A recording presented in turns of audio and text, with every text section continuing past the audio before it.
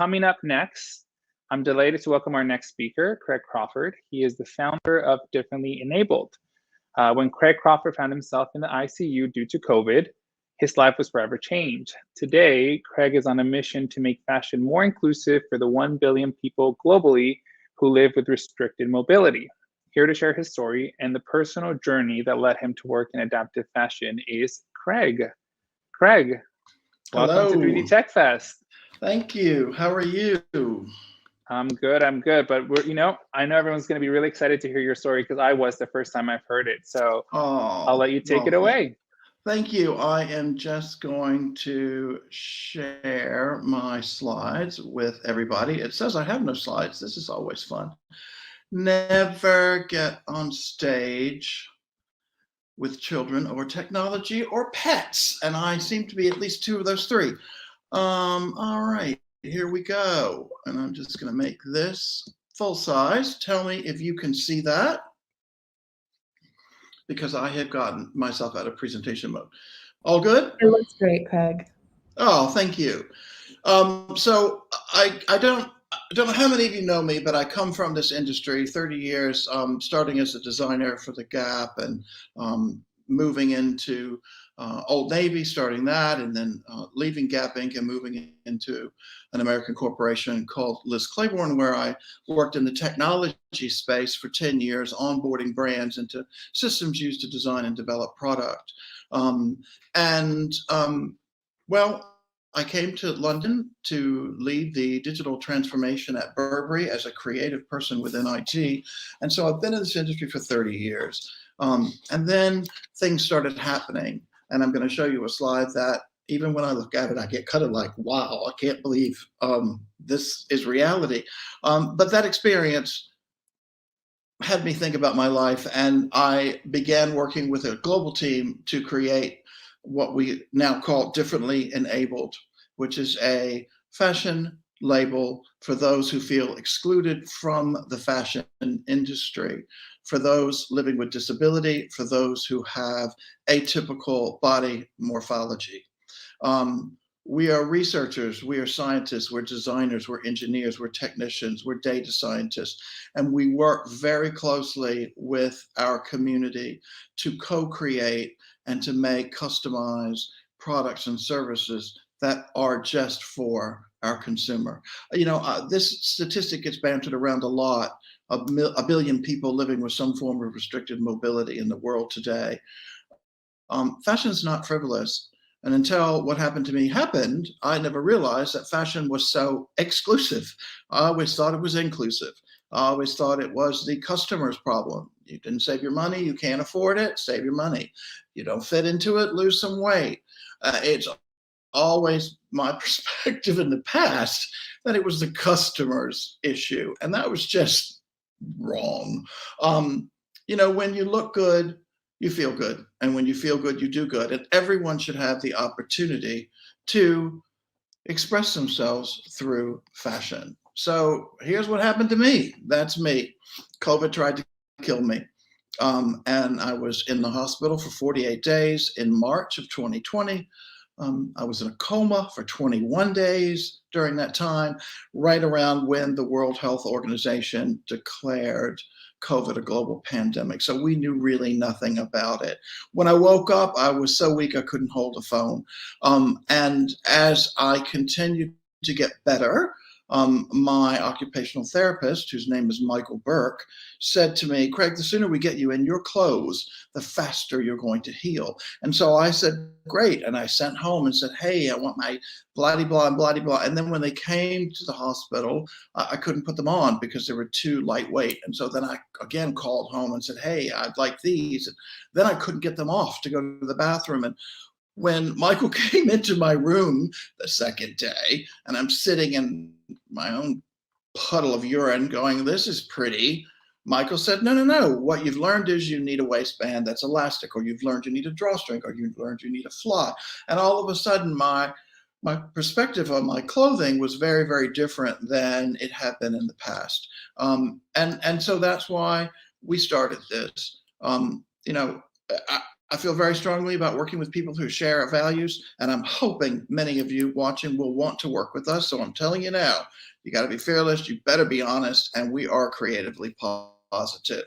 We launched in 2021 at the end of May at the ASA conference. This is a Swiss organization, and they were declaring at their To a Canon conference that fashion should be inclusive. So we were so delighted and honored to tell our story there. And these are the 7 points of their manifesto: that everyone living with disability has the freedom of choice, the right to have their own style, ergonomics and autonomy, and to be representation of diversity.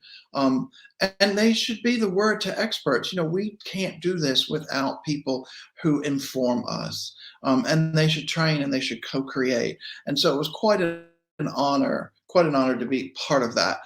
We have what we call a 4-step process, and I'm going to quickly walk you through that. The 4-step process is, first we get to know you. Then we call it Let's Play Dress Up. Based on what we've talked about, our design teams work with you to create product and designs that you then tell us will work. And that's both from a style perspective, because we are a fashion house first. And I'm going to say that again. We are a fashion house first. Then when we have co-created, we like what we've done, we use technology to take your measurements, we experiment with that, and then we work in digital twin space, in the 3D space, to share and work with you until we actually produce your clothing. We've learned so much about our consumers, and I have to say that the phrase living with disabilities is quite vast. You can have everyone who's recovering from surgery, to someone who's born with disability, to someone who's had a recent occurrence to cause it. And there's many different forms of that. So we don't design for the disability. We design for the person. So we spend a lot of time understanding who the consumer is, what they do, what they like, what they want to be, what their activities are. And then we use technology to store that information, of course, so that we have a complete 360-degree view and perspective on the consumer. And then we start the fun part, really. Well, quite frankly, the first part's a lot of fun, because talking and meeting people is the thing I love doing the most, I would argue. But based on what we've learned, we then start to look at fabric choices and color, and if you have certain mobility challenges around closures, how do we have that? If you need things to be detachable. If your body is asymmetrical and you want to compensate for that, you want to look symmetrical. Or if your body is atypical and asymmetrical and you want to celebrate that, we want to celebrate that with you. This is an example of a shirt dress that we've created. And then we are pioneering what we call scan and go technology. And we've worked with lots of different technology providers. In a perfect world, we want to be able to scan you or to take photographs of our customer or you, and then go straight to a pattern. We're not there yet, but we've been pushing and trying and learning. And then we start working in the digital space, and then we can show you things in the digital space. How does this look? How can we change it? How can we modify it? And so based on your lifestyle, based on your taste, and based on what we've learned about you, we co-create. Everything that we create is digitally born, and I would highly encourage you to aim your smartphone at this. This is a shirt that we prototyped for me, and you will get the provenance about that shirt. We started this brand from scratch. We care about the environment, we care about animals, we care about people, we care about all of these things. And we don't have to work the same way the apparel industry has historically. And so if you do this, you can see the people who made the clothes, you can understand more about the fabrics, and understand more about the designer who worked with you to do that. And I put down here, because it would be remiss of me not to thank everything, a division of Digimarc, who has helped us immensely with this, and and tracking the provenance and sharing that with our consumers. We also are repurposing excess industry raw materials. That comes with its own challenges. I'm not going to talk too much about that today, but these are some examples of the fabrics that we now have available in inventory. We don't carry product inventory. We do carry raw material inventory, but by buying what's already available, we're not contributing to making more. And so this, we've got partners who help us scan this. Bazoo, Swatchbook helps us store this information that we can easily move it into our system for design and development, which is B Product. We also print digitally on these fabrics and sometimes on finished goods that we obtain. The point here is looking after the environment, not adding to textile going into landfill, preventing that actually, and also more importantly, not so much water being used to print. I now want to show you a video, so we're going to turn it over because I'm petrified of showing videos while I'm broadcasting because they usually don't work. But let's have a little look at Sam and Catherine's very first clothes doing their dance. And I think you can still hear me because there's no audio on this.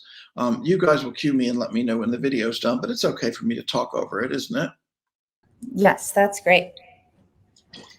So when we met Sam and Catherine, who are a married couple living with Down syndrome, we learned that they were competitive, are competitive ballroom dancers. And that was all the inspiration it took for the designers to say, well, we are going to give them clothing to dance in. The shirt you saw of mine is inspired from Sam's shirt. His shirt's designed to move. It's designed to be, to be worn untucked, and the trousers are stretch. So they've got a lot of give to them, even though they're quite dressy. And then, of course, this incredible ball gown that has a beautiful red lining and beautiful red tulle coming out. And a very interesting feature on the back of that, I don't know if you saw that as she's dancing by.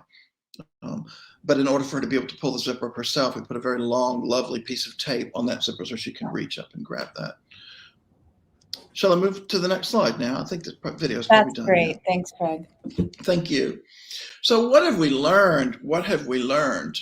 Well, first of all, Scan and Go technology needs improvement. Now, listen, I am not holding anybody's toes to the fire here. If I call vendors' names out, it's because they are working with us. We are very open. This is new territory. Obtaining accurate body measurements and generating an artificial intelligence pattern is a few years out, I would argue. It's coming along, and we're very delighted with the progress that we've made. But, people really don't love body scanning. It is a bit invasive. I've had body scans and mini-me done in my career, and you don't really know what you look like until you can pick yourself up and turn yourself around 360. You just don't know. Scanners are also not accessible for everyone. We have some of the best scanners in the world, don't accommodate wheelchair users. And measurements taken from photos and videos aren't accurate enough to create real accurate customer measurements for artificial intelligence pattern making. Now, some of the vendors will argue that they are, and we are getting there. We are working to improve these extractions. We are working to generate these patterns wherever possible. And then we are teaching the systems and using artificial intelligence to continue to improve the process. That is one of the biggest things that we're focused on now. Except that this week we're really focused on our first runway show. So as part of London Represents, this Saturday, we have our very first show. Our brand ambassadors are going to roll the catwalk. We're so excited with all of their bespoke creations. Over the moon to have Emmanuel Kelly, who will be, and many of you may know Emmanuel, but he is an incredible entertainer and founder of Outlier, and his co-founder, Adam Morse, who is here next to him, is also walking the catwalk. And Adam has actually created a song that we're playing, and this will be the first place that anyone's heard this particular song. You may have heard of Adam. He is a blind filmmaker, film director, singer, writer, you name it. And so we've decided that the press is going to call him the first blind man to walk the catwalk. Very excited about this, and we have an opportunity. We've created some clothing and some collections with Emmanuel and Adam to benefit their charitable foundations, and so the sale of that will benefit two different causes. but I'm not really going to talk so much about that other than to say, in getting ready for this show, please come, please watch it. We will be live streaming. We have created a biker jacket, and we did this in partnership with Azat Mard. The founder of Azat Mard, actually, I met at Marangoni University, and he was kind enough to give us the pattern to his jacket. If you want to show the 3D turntable, you can do that now while I'm talking a little bit about it. But we took the jacket, we improved. Yeah, go ahead. We improved upon the pattern a bit, and we sent that back to him, of an amazing pattern maker who said some of these things could be done differently, and so we did. The jacket is made of neoprene, not of leather, and we are gifting this jacket to one of our brand ambassadors who, because of his atypical body morphology, has not been able to ever get a biker jacket, and it's one of his dream pieces of clothing. And so I'm really excited for this show because we're presenting this to him there.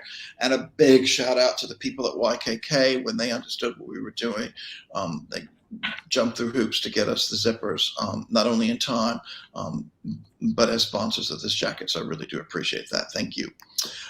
But what have we learned? We've learned that when we take something from a man's medium to atypical body morphology, it doesn't come out very accurately. And we use a lot of different technology. So I'm just going to show you here, trying to go from a man's medium in 3D using Blender.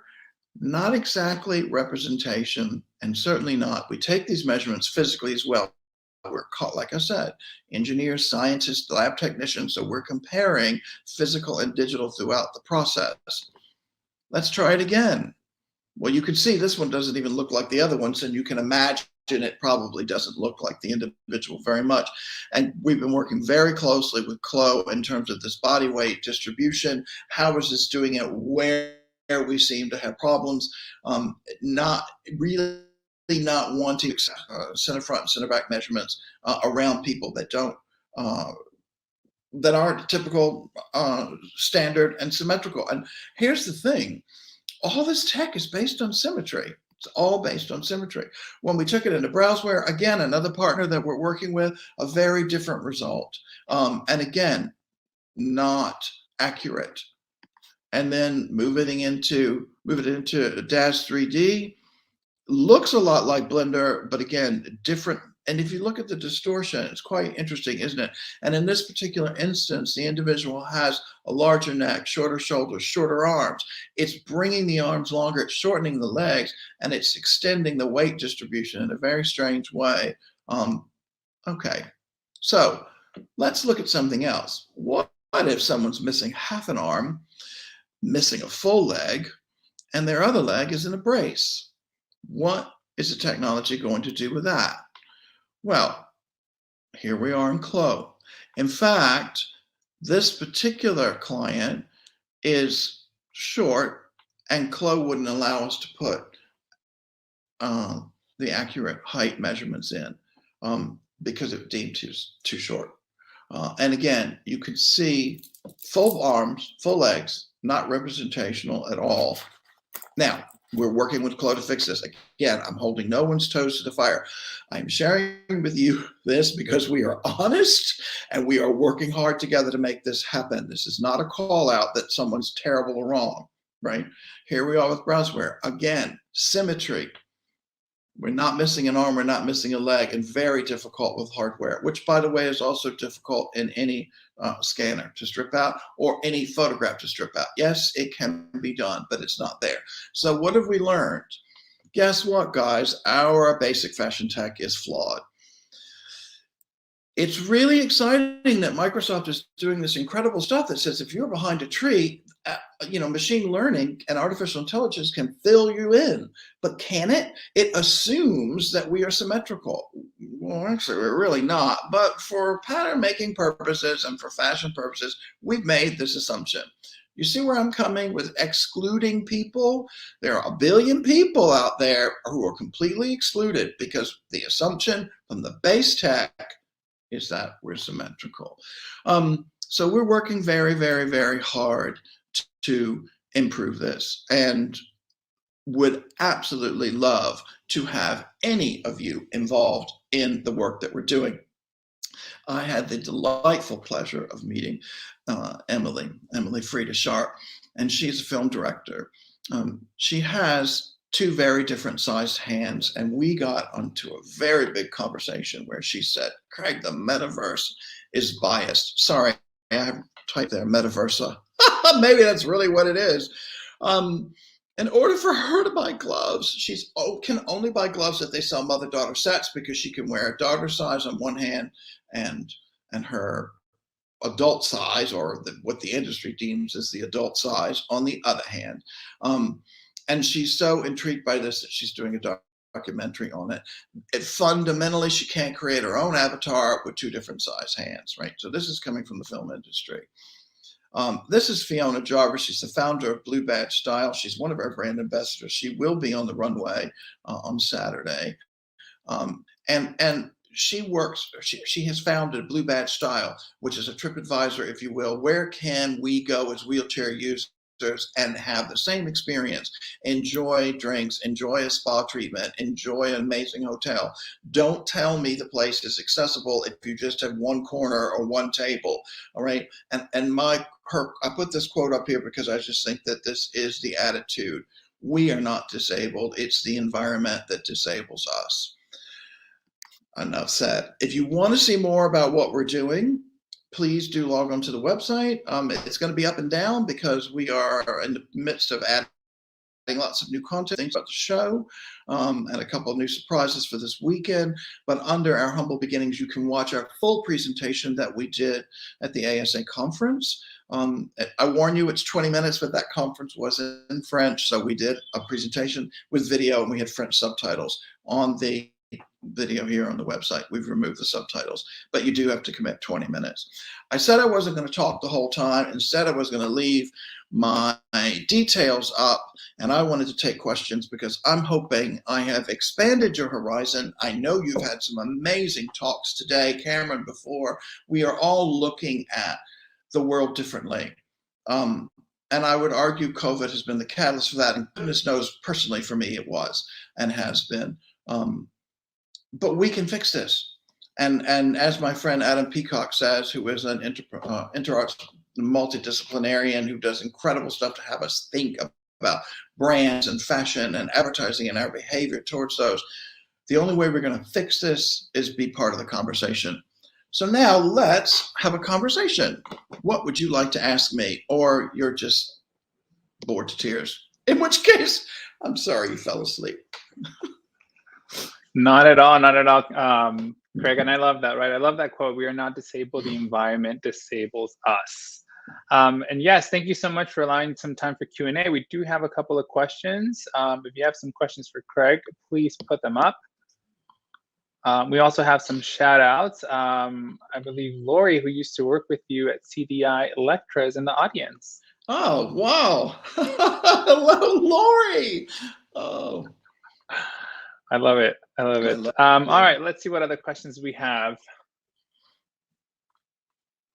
Oh, thank you. That's a great compliment. Let's see. You have to excuse me, we have so many different screens opened. All right, so we have a question from Fair. Thank you for saying that. It's the hardest thing to see in the good side of adversity.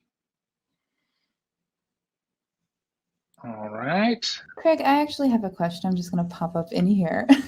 The approach to sustainability and responsible consumption that Fer was talking about, can you tell us a little bit more about your thought process behind how you've developed your manufacturing process? Sure. You know, I started my career as a textile designer, and anyone in the audience who comes from fashion knows the longest lead time is yarn dyes, right? And that's what drives the entire fashion calendar. So, and the commitment to raw materials long before silhouette development is finalized. And, you know, that whole juggling of capacity at a mill and a factory. Oh, it's all about cotton. Hang on a minute, we've changed our minds. It's all about linen. Can you do linen? No, but can you do cotton linen blend? Oh, so this juggling of capacity against a timeline to keep prices low, to keep And what keeps prices low is longer lead time to make this fabric and juggling then and promising the capacity, but not even knowing if it's going to sell, not basing it on data. Sorry, my merchandising friends, you know the market, but we don't necessarily base it on data yet, but we can now, right? So why wouldn't we look at this differently? Why do we need to say we need our own exclusive fabrics? There's enough out there. And by the way, we do need some fabrics because we're learning that repurposed fabrics don't always meet the needs of our consumer. For a child, drooling in public is acceptable. For an adult, it's not. I've got fabrics that are luxury fabrics that were designed for ladies who lunch on Rodeo Drive. They're not going to be water repellent. They're not going to easily hide the fact that if an adult does drool, we need something. Or if they have a muscle spasm and what they're eating goes all over them, how do we quickly clean that up and let them get on? Because this is just part of life. It's just who they are. Nothing wrong with it. It's just a fact. So why did we need to buy into that? We didn't. Why do we need to buy into that long lead time, produce all of that? I mean, this is a terrible thing to say, but I'm going to say it. I have the fortune of buying these materials because brands have made mistakes. Why do we have all this excess raw material? So that's what started it. And digital fabric printing, I've been playing with that, golly, my whole career. We digitally printed sample yardage way back when at Old Navy and Baby Gap because we couldn't get samples because the product was, much smaller, and so we could print in-house.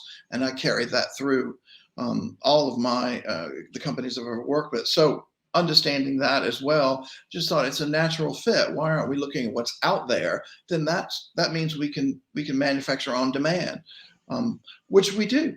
And that comes with its challenges and its cost. We have two price points here. I've got bespoke, which is this manufacturer actually wonderful, beautifully exclusive, and then our custom, which allows consumers to customize, but in less expensive fabrics and more easy to manufacture to keep costs down.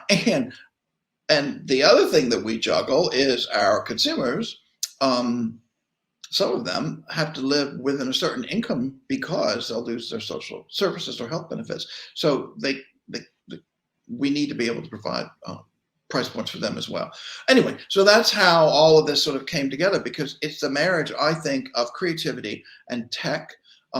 And I've been banging on for this for years. Any of you who know me, the convergence of gaming and the convergence of fashion tech and the convergence of data and analytics and Hollywood cinematography is allowing us to do these things, as Cameron has showed you, that are completely revolutionary and look real, and people don't know the difference. So why wouldn't we start with that first and then make after and make from what we have available? So that's kind of the thought process behind that.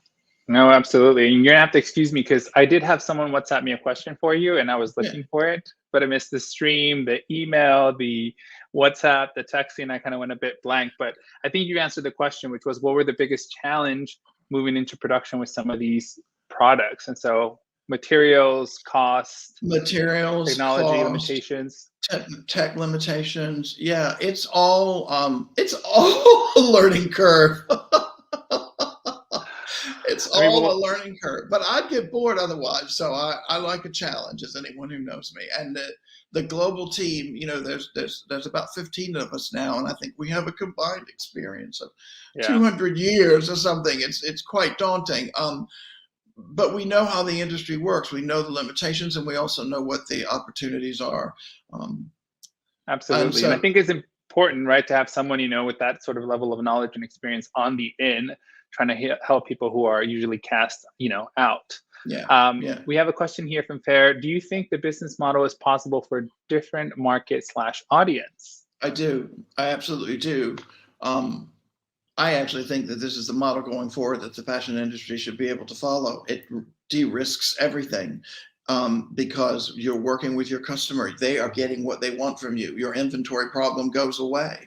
If you're able to work and manufacture regionally, your carbon footprint is smaller. You're not at risk. I mean, a lot of big organizations, look, I still have my consultancy. I still help big corporations.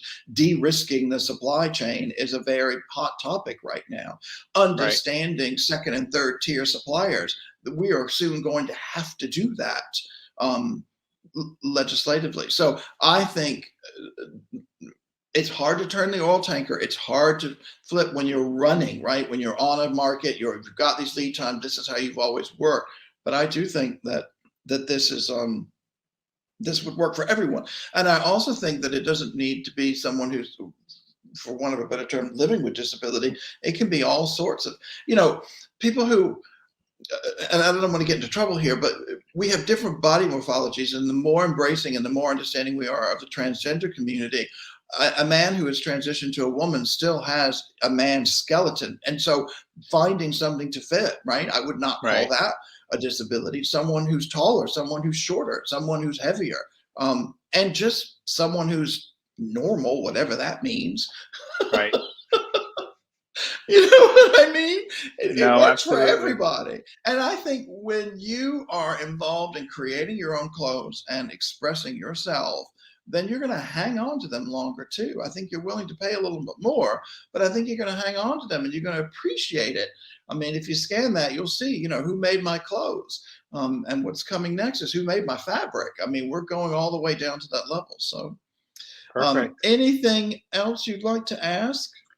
No, I mean, I guess a personal question from me, and I see this question from, is it Baboa? Is, the ongoing conversations, are there ongoing conversations with these 3D companies on including disabled avatars? Yes. It sounds to me like it's more of a collaboration, not to, disrespect any of these 3D tech software companies, because I think the willingness is there to try to sort of come up with a solution. That's right. That's right. And that's exactly what we're looking to do. How do we make things that are not based on symmetry?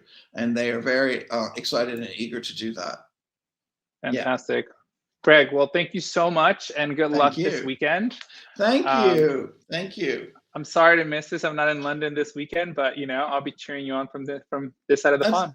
That's okay. We're live streaming on our Instagram and Facebook account. I shouldn't give that away, but I will. And obviously, it'll be on demand on the website. So, and we're launching the store as well. Just a few things. just a couple of things to keep you busy this weekend. Exactly. All right. Well, good luck with all of that. Thank you. Thank you very much. Take care. All right. Well, what a powerful story. Like I said, if you're in London, please join Craig at the National Liberal Club, where he'll be launching the Differently Enabled store this weekend. See now, buy now, off the runway. We will send that information on the chat.